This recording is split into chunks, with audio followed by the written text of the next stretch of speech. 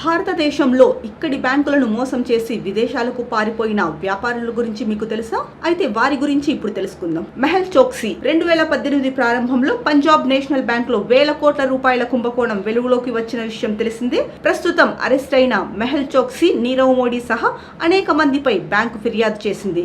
నిందితులు బ్యాంక్ అధికారులతో కుమ్మక్కై కుట్ర పన్ని బ్యాంకుకు నష్టం కలిగించారని బ్యాంక్ ఆరోపించింది. బ్యాంక్ అంతర్గత విచారణ పూర్తయిన తర్వాత 2018 ఫిబ్రవరిలో ఈ మోసం గురించి Punjab national bank Bombay stock exchange కు సమాచారం అందించింది. ఈ ఆరోపణల తర్వాత మెహుల్ చోక్సీ దేశం విడిచి పారిపోయాడు.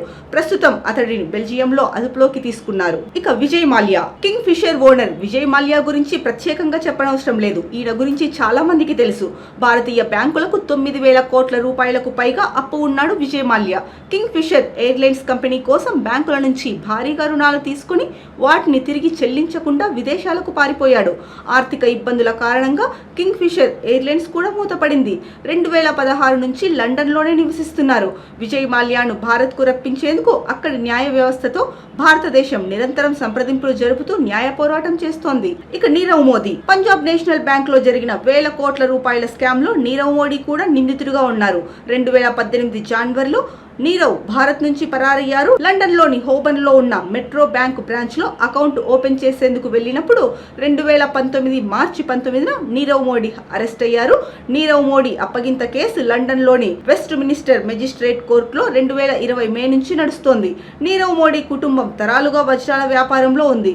భారత్ లో రిటైల్ జ్యువెలరీ కంపెనీ అయిన గీతాంజలి గ్రూప్ అధిపతి మెహుల్ చోక్సీతో నీరవ్ మోడీ దాదాపు 10 ఏళ్లు కలిసి పనిచేశారు. ఇక నితిన్ సందేశరా, గుజరాత్ కు చెందిన బడా వ్యాపారవేత్త నితిన్ సందేశరా బ్యాంకులను 5,700 కోట్ల రూపాయలకు మోసం చేయడం, మనీ లాండరింగ్ వంటి కేసుల్లో ప్రధాన నిందితుడిగా ఉన్నారు. స్టెర్లింగ్ బయోటిక్ కంపెనీ యజమాని అయిన నితిన్ జే సందేశరాను పరారీలో ఉన్న ఆర్థిక నేరస్తుడు. ఈయనతో పాటు హితేష్ నరేంద్ర భాయ్ పటేల్, దీప్తి సందేశరా, చేతన్ సందేశరా కూడా ఈ కేసులో నిందితులుగా ఉన్నారు. ఇతను 2017లో దుబాయ్ మీదుగా నైజీరియాకు వెళ్లిపోయారు. నితిన్ సందేశరా కుటుంబానికి నైజీరియా, అల్బేనియా దేశాల పౌరసత్వం ఉంది. ఆయా దేశాలతో భారత్ సంప్రదింపులు జరుపుతోంది.